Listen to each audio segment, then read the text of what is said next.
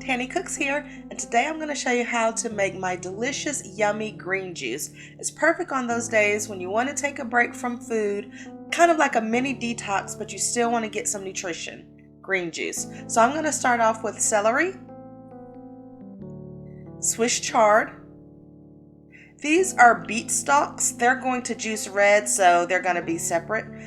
Zucchini and a lime. So before I start juicing, I wash off my vegetables in a vinegar water bath. I use white vinegar and let the vegetables soak, and then I wash them off with clean water without the vinegar.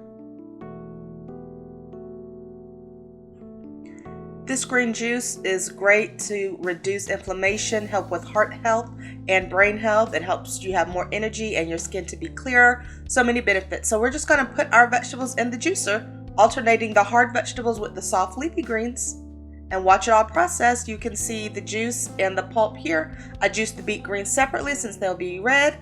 Everything else is nice and green.